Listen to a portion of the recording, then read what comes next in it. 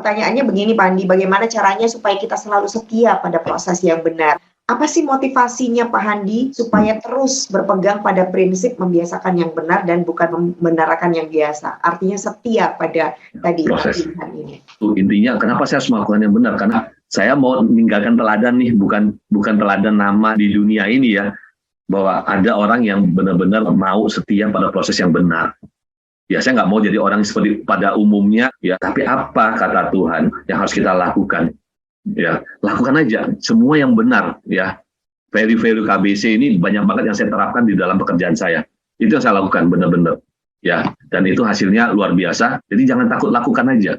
Karena saya mau mewarisi sesuatu teladan buat perusahaan juga. Saya ninggalkan nama baik juga di perusahaan ini. Masuk baik, keluar baik-baik juga. Bahkan lebih baik lagi kalau saya keluarnya, meninggalkan sebuah sejarah gitu. Itu memang tertanam dan saya dapat banyak di KBC.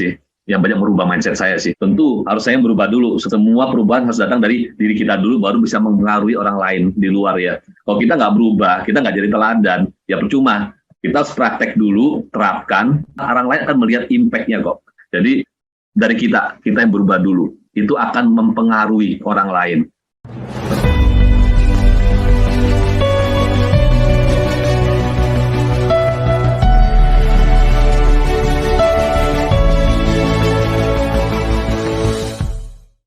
Semangat pagi teman-teman, Bapak Ibu, dan salam Indonesia, karena kita semuanya Indonesia, kita semuanya dari Indonesia. Saya Marta Sasongko. Assalamualaikum warahmatullahi wabarakatuh. Salam sejahtera untuk kita semuanya. Shalom, Namo Buddhaya, Om Swastiastu, dan salam kebajikan. Hari ini luar biasa semangat, saya dengar suaranya tadi, saya lihat wajahnya tadi. Coba saya mau cek semangatnya semuanya. Kita akan yel-yel ya. Ayo, semangatnya mana kita semuanya? RTS. Wow, menarik. Sekali lagi, RTS. Wow, menarik. Dan hari ini kita bertemu lagi di Saturday Together untuk edisi yang kedua atau pertemuan yang kedua dalam acara besarnya Road to Success Blended Learning. Tepuk tangan buat kita sendiri dong. Anda semuanya yang cerdas, luar biasa, sudah menjadi pembelajar. Dari awal Anda memasuki program ini, Anda sudah terus belajar. Baik teman-teman, Bapak Ibu semuanya, kita sebagai warga negara Indonesia, kita bangga menjadi Indonesia dan kita bersama-sama akan menyanyikan lagu kebangsaan Indonesia Raya. Mari kita duduk dengan khidmat, dengan bangga kita nyanyikan lagu Indonesia Raya.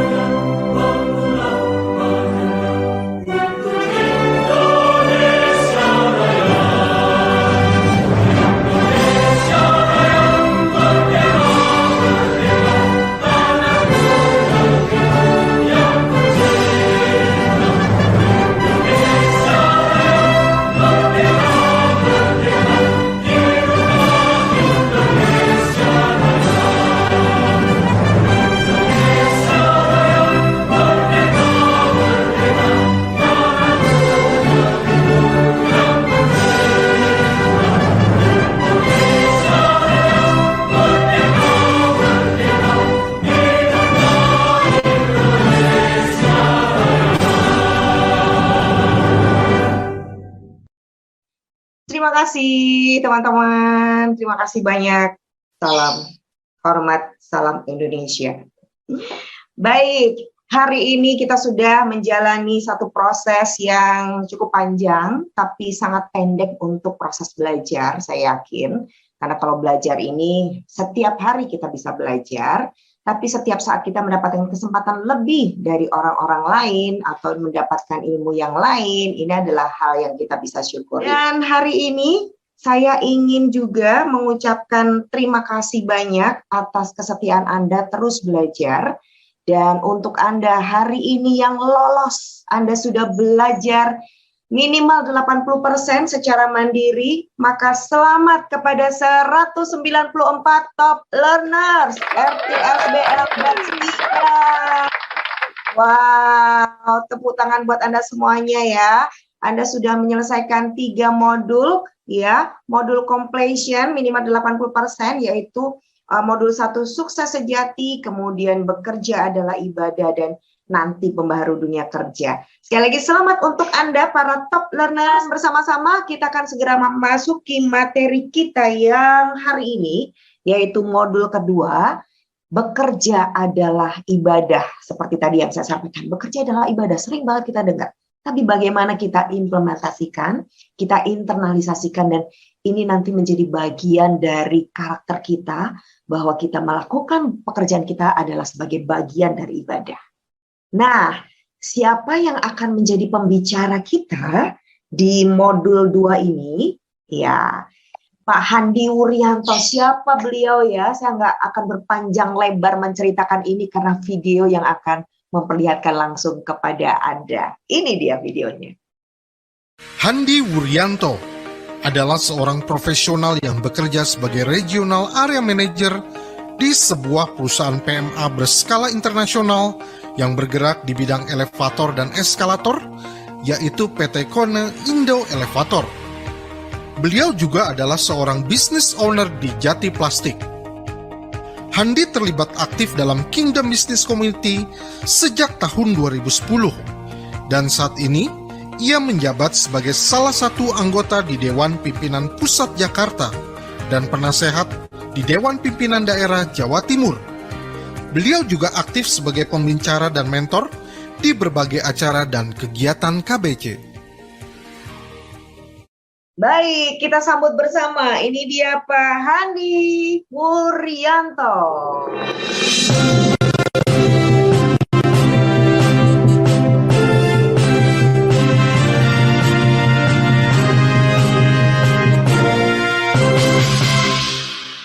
Ya, terima kasih Bu Marta.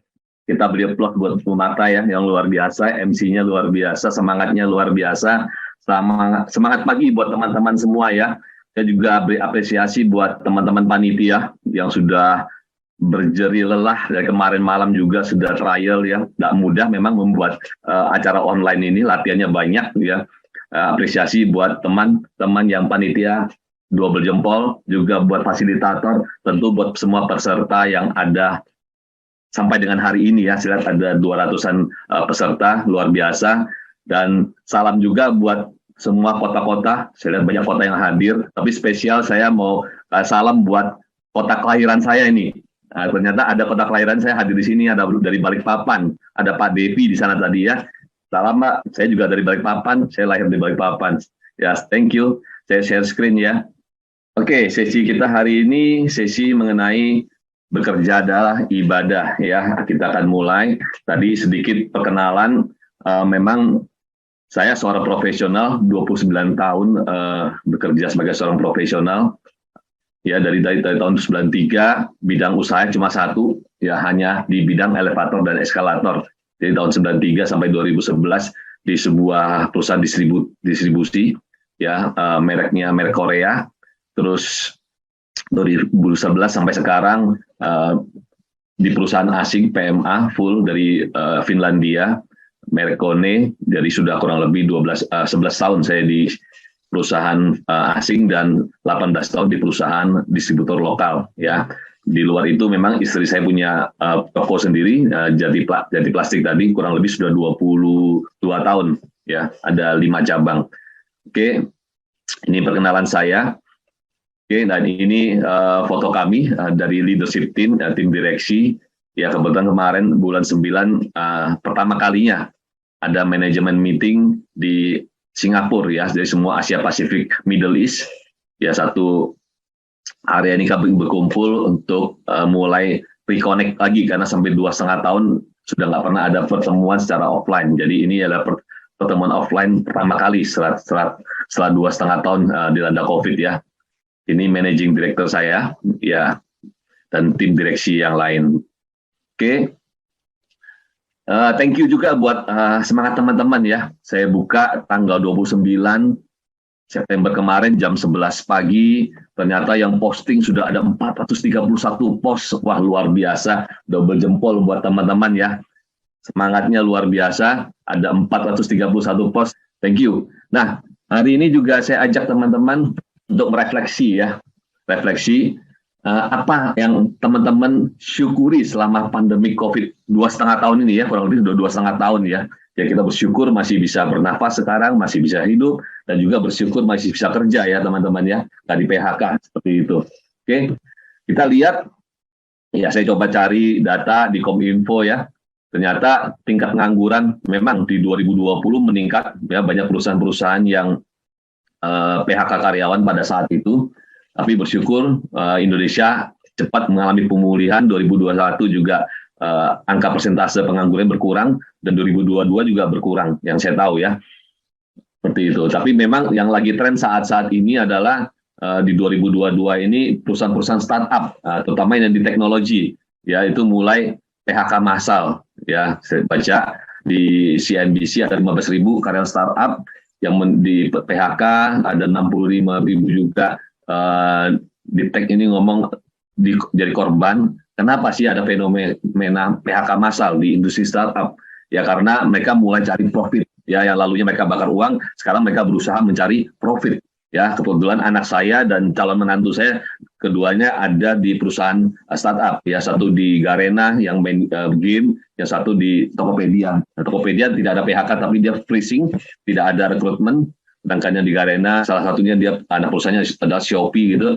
Mereka mulai pengurangan karyawan gitu ya. Ya, kita bersyukur 2,5 tahun ini kita masih bekerja. Saya pun masih bekerja, tidak mengalami PHK, tidak mengalami pengurangan salary, gaji. Kita bersyukur ya. Ya, segala sesuatu akan terasa menyenangkan. Kalau kita mau bersyukur dengan setiap hal kecil yang sudah kita dapat. Hal kecil aja tadi ya, bisa bersama 2,5 tahun ini baru pengalaman pertama kali kerja secara online, ada di rumah, berkumpul dengan keluarga, ya ada waktu buat keluarga. Hampir 27 tahun saya bekerja terus di kantor, ada waktunya pada saat COVID boleh merasakan ya setahun setengahan ada di rumah gitu ya. Setelah itu sekarang perusahaan sudah ambil peraturan hybrid, jadi boleh bekerja di rumah, boleh bekerja di kantor ya. Tapi saya bersyukur ada waktu untuk bersama keluarga ya teman-teman ya. Juga bisa bersyukur, bisa jaga kesehatan, bisa ada sampai saat ini, yaitu hal-hal kecil yang sudah kita dapat ya. Nah, rasa bersyukur inilah itu mendatangkan apa? Pemikiran yang positif buat kita, energi yang positif buat kita dalam kehidupan kita. Ya, dengan bersyukur kita ada energi positif ya teman-teman. Jadi sering-seringlah bersyukur, ya, sering-sering bersyukur. Kan itu ada energi positifnya, ya. Dan kita sudah belajar juga di modul Nobi kehidupan yang berarti, ya.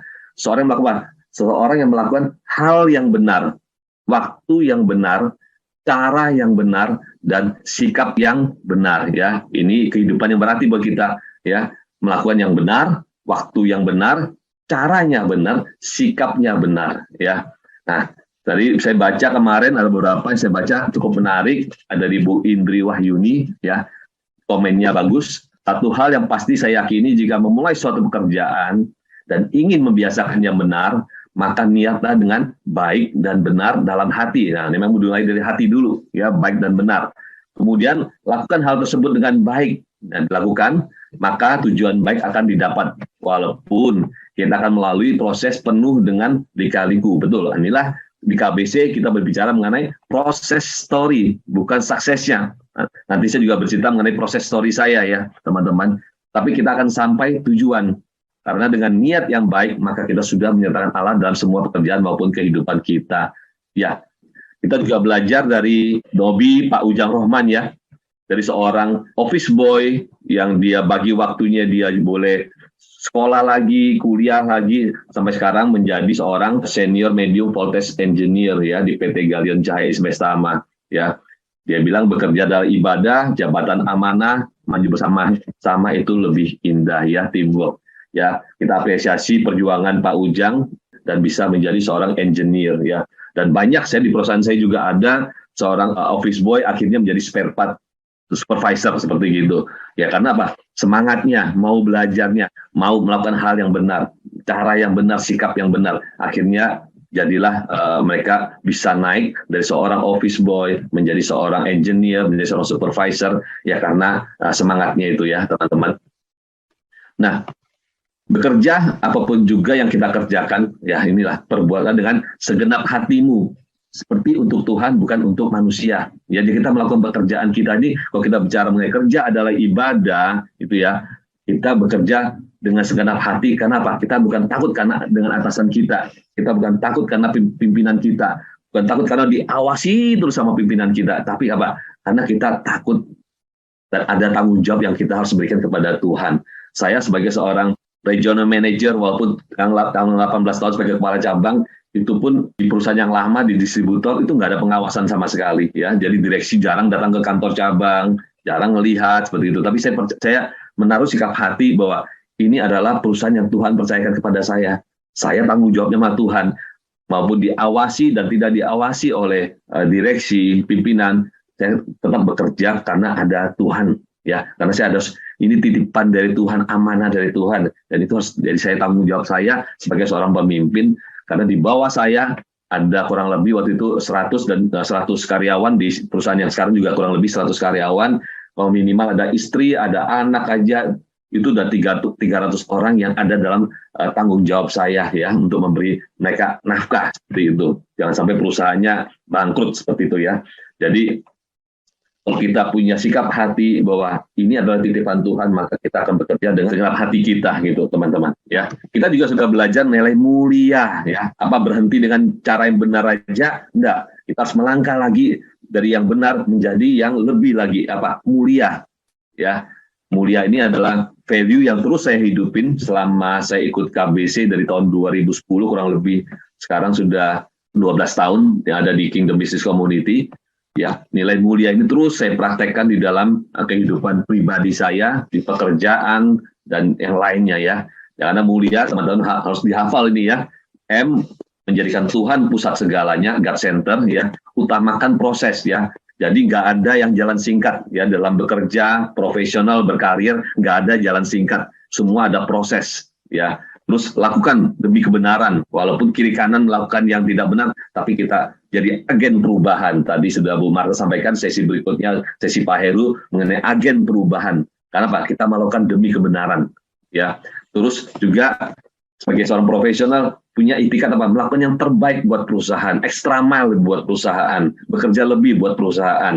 Dan ada keikhlasan hati ya di dalam kita bekerja dalam kehidupan kita. Kalau kita praktekkan ini teman-teman, ini benar-benar wow, menarik teman-teman ya. Ini saya sudah praktekkan kurang lebih 12 tahun ya, dan akan terus saya praktekkan nilai-nilai ini ya. Di nilai mulia, tadi kita bilang lagi, balik lagi, punya tujuan yang mulia. Kalau tujuan kita mulia, maka pola pikir kita akan juga ke arah yang mulia. Akhirnya menciptakan pola kerja yang mulia. Jadi balik dulu dengan tujuan dulu. Kalau tujuan kita mulia, otomatis di dalam pikiran kita, pola pikir kita ada pola pikir yang mulia. Sehingga melahirkanlah pola kerja yang mulia. Saya dorong teman-teman mulai saat ini dan seterusnya, mulai pikirkan tujuan-tujuan mulia apa yang teman-teman lakukan. Saya lihat di statement-statementnya juga luar biasa, seperti statement dari Pak Felix Pimena, ya. Tujuan kerja yang mulia dari profesi yang ingin saya bangun adalah menganggap bahwa pekerjaan ini milik Tuhan. Saya hanya pelaksana, betul. Titipan ya. Tetap bertahan meskipun kondisi sepi. Tuhanlah yang akan memberikan rezeki. Tetap melakukan pekerjaan sesuai kebenaran. Tidak melanggar aturan. Tidak curang. Nah ini ya. Tadi melakukan kebenaran. Tetap berikan kualitas yang terbaik. Lakukan pekerjaan dengan ikhlas. Ini 5 poin mengenai mulia ini ya. Thank you Pak Felix buat sharingnya Pak Felix. Oke, nah saya mau bagi tips sama teman-teman untuk membangun gaya hidup ya teman-teman. Jadi supaya kita punya gaya hidup mulia ini, bagaimana caranya kita bisa bertahan terus ya. Nah kita ingat ya teman-teman, tadi balik dulu ke tujuan ya, pikiran ya. Kalau kita bangun gaya hidup kita dimulai dengan apa? Pola pikir kita dulu. Pola pikir, oke, Tuhan, saya mau punya pola pikir yang mulia seperti gitu ya. Nah itu kalau dipikirin terus, nah akan akhirnya muncul sebuah tindakan. Ya, pikiran yang dipikirkan terus-menerus akan mempengaruhi tindakan kita.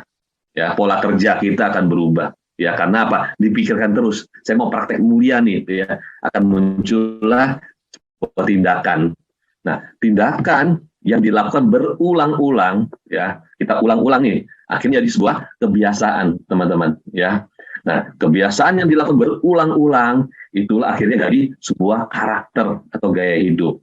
Oke, jadi sebuah gaya hidup. Saya dorong teman-teman mulai pikirkan pikiran yang mulia, tujuan yang mulia, lakukan tindakan step per step dan dilakukan terus-menerus. Akhirnya jadi sebuah kebiasaan yang dilakukan terus-menerus. Akhirnya menjadi sebuah karakter buat teman-teman. Ya, oke. Saya mau sharing proses story saya selama berkarier 29 tahun di karir profesional ya di bidang lift dan eskalator ya. Ini adalah bidang barang-barang berat karena banyak kecelakaan kerja terjadi di bidang lift dan eskalator ya. Jadi memang bidang bisnis ini bidang yang safety-nya yang nomor 1 karena banyak kecelakaan kerja. Oke. Nah, ini kalau dilihat journey-nya kerjaan saya ya memang memulai dari bawah ya. Terus tahun 95 pertama kali saya pegang proyek besar, project manager sebagai seorang project manager di Galaxy Mall. Kalau teman-teman yang ada di Surabaya tahu Galaxy Mall pertama itu saya yang menangani di situ ya. Terus 97 saya jadi seorang kepala cabang. Jadi kurang lebih 4 tahun dari proses saya bekerja, saya bisa jadi seorang kepala cabang. Dan tahun 2010 ya, saya bertemu dengan KBC dan saya mengikuti Camp Sukses Sejati, sama seperti teman-teman ya, Road to Success. Ini Camp Sukses Sejati sama, prinsipnya sama. Saya belajar juga nilai mulia, ya, 6 harta segala macam. Dan ini ada proses story saya selama 1 tahun ya untuk berubah, terus akhirnya belajar value-value baru, menjadi agen perubahan, dan Tuhan percayakan saya juga akhirnya dapat promosi masuk di perusahaan asing. Bersyukur sampai saat ini sebagai seorang regional area manager setara dengan direktur. Ya, oke, ini proses story saya ya teman-teman. Summary dari saya ya, 1 ya, bekerja sebagai seorang profesional jujur dan bisa dipercaya ya teman-teman. Selalu bisa bekerja extra mile, memberi lebih kepada perusahaan, punya perasaan memiliki perusahaan ya. Jangan hitung-hitungan waktu gitu ya. Terus juga mau melatih dan berani mendelegasikan pekerjaan kepada tim. Jangan takut kehilangan pekerjaan karena kita training tim kita menjadi sama seperti kita. Karena saya percaya waktu saya latih orang saya akan dipercaya lebih lagi sama pimpinan. Itu yang jadi prinsip saya, dan saya tidak pernah takut untuk melatih dan memberi delegasi pekerjaan. Ya. Dan yang penting tidak bangun perusahaan di dalam perusahaan. Ini tentang tips dari saya. Oke. Terakhir ya, ingat 6 harta ya teman-teman. Saya nggak akan bahas nanti, Pak Heru akan banyak bahas di sini. 6 harta ya, ingat semua harta kita ya pusatnya adalah di Tuhan. Mau tubuh, hubungan, keluarga, keuangan, rohani, jiwani, itu semua pusatnya adalah Tuhan. Oke, dari saya sekian Bu Marta. Thank you. Saya stop share. Terima kasih Pak Handi. Kita berikan reaction tepuk tangan dong buat Pak Handi. Iya, tepuk tangan dong buat Pak Handi. Terima kasih, sangat inspiring. Super sekali pengalaman beliau. Dan saya yakin itu bukan pengalaman yang sehari 2 hari, bertahun-tahun teman-teman. Sampai akhirnya menemukan value, nilai untuk hidupnya. Tapi saatnya sekarang kalau Anda merasa kok saya belum bisa ya Pak Handi ya, gimana ya caranya, atau bagaimana ya ketika saya mendapatkan tantangan dan seterusnya, supaya saya tetap bisa menjalankan value atau nilai bahwa bekerja itu adalah ibadah. Saya yakin tidak semuanya langsung bisa menemukan poinnya, dan itu akan kita bisa berlakukan pada diri kita sendiri. Baik, ini ada pertanyaan ya, bagaimana caranya dengan persaingan yang sangat ketat? Dan kita tidak bisa pungkiri dalam dunia kerja itu sudah bukan rahasia lagi. Contohnya nih Pak Handi, ngambil fee, kenyataannya banyak permainan di bawah tangan. Nah, itu bagaimana cara kita menghadapinya, Pak Handi? Silakan. Ya, kan saya sudah ngalamin di hal yang seperti ini ya teman-teman. Ternyata ada segmennya. Saya belajar, nanti teman-teman bisa belajar Pak Heru tuh, nanti tanyakan ke Pak Heru juga karena saya belajar dari beliau ini. Ya, beliau senior saya di sesi berikutnya Pemberdayaan Dunia Kerja. Saya belajar sama Pak Heru juga banyak. Ternyata saya belajar selama ini 29 tahun. Ya benar, ada segmentasinya. Perusahaan orang-orang di luar, customer kita, buyer kita akan tahu, oh perusahaan si A ini bisa kasih fee, perusahaan B ini tidak bisa kasih fee. Pada saat di perusahaan A, semua customer yang datang ke tempat saya, rekanan kerja yang datang ke saya pasti ujungnya minta fee. Tapi pada saat saya bekerja di perusahaan yang sudah declare dia tidak bisa kasih fee, hanya mungkin 1% yang datang minta fee, 99% nggak ada. Ada 1% yang bilang, oh, minta fee, kita bilang sorry, kita perusahaan asing, kita nggak bisa beri. Ya, sebetulnya itu adalah setup dari perusahaan kita sendiri. Jadi teman-teman, carilah segmen lain. Karena seperti Pak Heru selalu ngomong ke saya, ayam jalan sama ayam, bebek jalan sama bebek. Itu ada rombongannya sendiri. Carilah rombongan orang-orang yang nggak ngambil fee. Masa bisa Pak di perusahaan-perusahaan pemerintah umpamanya, karena saya main di project ya, perusahaan pemerintah ada, banyak perusahaan pemerintah juga nggak ada, nggak minta fee, banyak. Teman-teman saya boleh sharing, banyak yang nggak minta. Itulah kita target seperti itu. Ya, kalau segmen yang minta ya sudah kita keluar dari segmen itu. Kalau di perusahaan saya kita kalah karena ada minta fee, itu oke. Ya gitu ya. Jadi cari segmen, ada segmennya kok. Ya, dan tidak semua roti di Indonesia kue yang marketnya itu semua minta fee, enggak. Hanya beberapa bagian aja. Ada bagian yang betul-betul clear, malah kita sudah declare. Saya banyak tanda tangan saat-saat ini ya, karena sudah kita bersyukur pemerintah kita juga ketat, KPK juga ketat, semua juga ketat. Kita selalu setiap kali proyek itu declare, tidak memberi fee apa segala macam kepada tim mereka karyawan, baik perusahaan swasta, perusahaan pemerintah. Saya banyak tanda tangan surat seperti itu yang tidak memberi fee sama sekali. Jadi ada lembar due diligence-nya yang diberikan oleh proyek-proyek pemerintah maupun swasta saat ini. Jadi aman, cari segmennya Pak, ada segmennya ya. Memang ketat persaingan. Kita di lead pun kesaingan ketatnya luar biasa. Market share juga kita nggak tinggi, sekitar 15% di Indonesia. Tapi kita mau bekerja the best, buktinya bisa kok. Malah sekarang ini kami jadi termasuk tiga market leader di Indonesia. Yang tidak memilih itu malah jadi market leader saat ini. Jadi ketika kita meyakini sesuatu, itu ternyata kita bisa mengirimkan magnet gitu ya Pak. Maka yang seperti yang prinsip yang kita lakukan ini, maka relasi yang akan datang itu seperti yang kita harapkan, seperti yang punya prinsip yang sama dengan yang kita harapkan. Ya, yakin betul. Itu aja ya. Iya betul. Dan jangan lupa berdoa. Kalau saya sih berdoa, Tuhan kirim saya customer yang baik-baik gitu. Memperbesar magnetnya tadi ya, kita harus menambah lagi doa kita, spiritualitas. Baik, ini ada 2 pertanyaan yang mirip, esensinya saya gabung ya. Pertanyaannya begini Pak Handi, bagaimana caranya supaya kita selalu setia pada proses yang benar? Apa sih motivasinya Pak Handi supaya terus berpegang pada prinsip membiasakan yang benar dan bukan membenarkan yang biasa? Artinya setia pada tadi pilihan ini. Pesan dari orang tua saya itu penting sekali. Ya, saya lihat bapak saya itu orang setia pada yang kebenaran. Gitu. Dia proses benar itu dia setia banget. Walaupun di keluarga maupun dia di komunitasnya dia. Saya belajar dari dia. Yaitu intinya kenapa saya harus melakukan yang benar, karena saya mau jaga nama baik keluarga, karena itu sangat berharga. Nama baik keluarga, nama baik pribadi saya itu saya jaga banget ya. Kenapa? Saya mau meninggalkan teladan nih, bukan teladan nama di dunia ini ya, bahwa ada orang yang benar-benar mau setia pada proses yang benar. Ya saya nggak mau jadi orang seperti pada umumnya ya, buka perusahaan dalam perusahaan tuh mencoreng nama baik. Itu juga akan turun ke anak-anak kita itu. Ya, teladan itu akan turun. Saya nggak mau. Saya kasih teladan yang benar ke anak-anak saya, gitu. Bahwa kamu harus kerja membenarkan, betul-betul biasakan yang benar-benar ini dikerjakan. Ya, juga bukan yang umum kata dunia kamu lakukan, tapi apa kata Tuhan yang harus kita lakukan. Ya, memang agak beda sama kata dunia, tapi pada ujungnya itu sih kalau saya pribadi lakukan aja semua yang benar. Ya, bukan kata dunia tapi kata kita belajar nih, value KBC ini banyak banget yang saya terapkan di dalam pekerjaan saya. Itu yang saya lakukan benar-benar.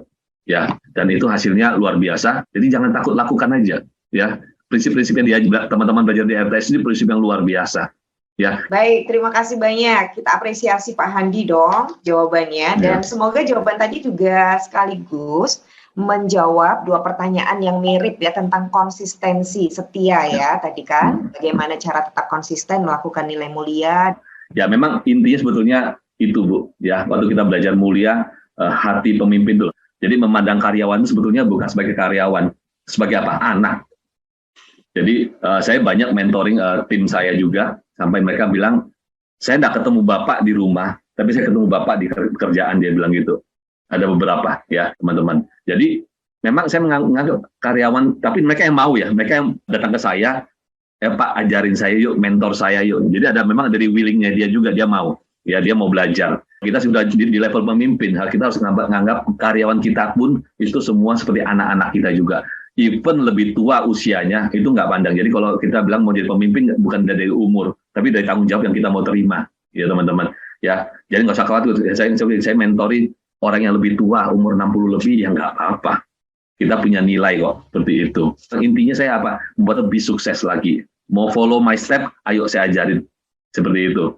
Mau jadi seorang regional director, ayo saya ajari, saya pimpin.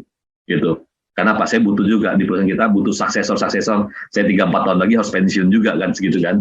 Jadi sudah, waktunya saya bilang sama manajer direktur saya, kirim anak muda, saya akan tendering mereka untuk jadi regional director. Seperti itu. Ya. Karena saya mau warisi sesuatu teladan buat perusahaan juga, saya ninggalkan nama baik juga di perusahaan ini. Masuk baik, keluar baik-baik juga. Bahkan lebih baik lagi kalau saya keluarnya, meninggalkan sebuah sejarah gitu. Itu memang tertanam dan saya dapat banyak di KBC, yang banyak merubah mindset saya sih. Jadi connect terus sama KBC. Itu yang membuat saya bertahan sampai saat ini. Kalau teman-teman tanya kenapa bertahan dengan proses? Ya karena saya 12 tahun saya di sini belajar terus. Pada saat kami belajar tuh fluktuasi, kadang lagi down, dikuati teman-teman lagi. Ada teman-teman saya, Pak Heru dan yang lain-lain, pembicara yang lain ya, Pak Markus segala macam itu yang menguatkan, gitu. Ikut mereka dengar mereka lagi, oh ya dicas lagi, nanti lagi kurang lagi dicas lagi, jadi terus naik momentum sampai suatu saat kita akan naik terus.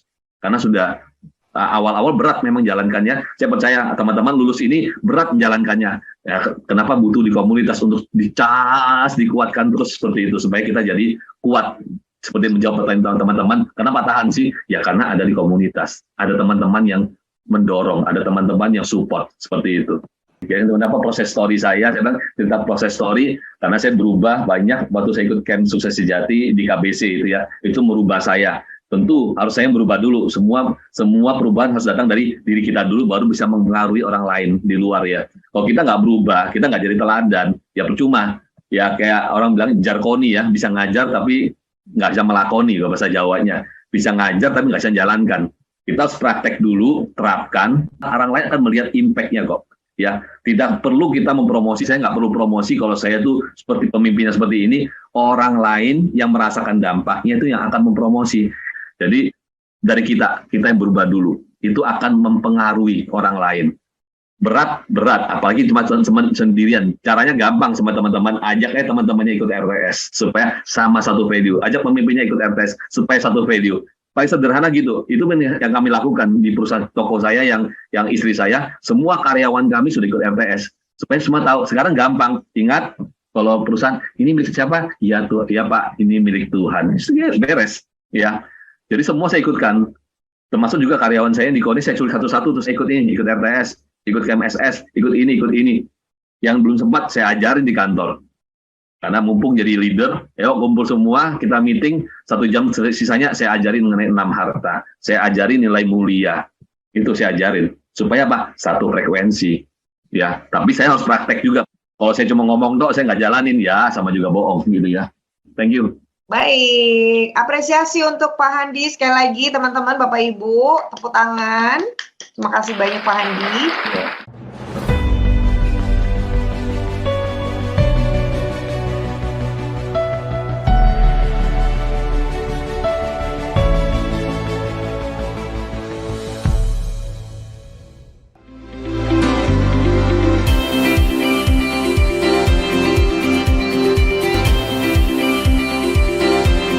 Riser and Podcast listeners, terima kasih Anda telah menyimak Rise Podcast Special Edition yang dipersembahkan oleh Kingdom Business Community.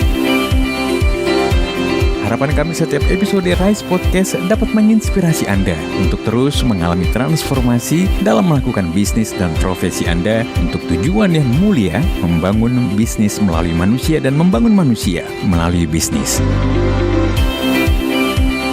Kami mengajak setiap Anda dan perusahaan Anda untuk bergabung bersama kami dalam komunitas Kingdom Business Community. Secara bersama, kita bisa bertumbuh, berkembang, dan sukses, serta dapat berkolaborasi dalam gerakan kepedulian kepada sesama untuk Indonesia yang lebih baik. Untuk dapat bergabung, silahkan kunjungi website Kingdom Business Community di www.kbc.or.id atau hubungi Sekretariat Nasional KBC di 0817 131 257. Sekali lagi, www.kbc.or.id.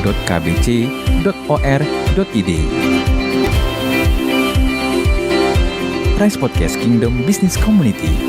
We podcast with heart. Sampai jumpa.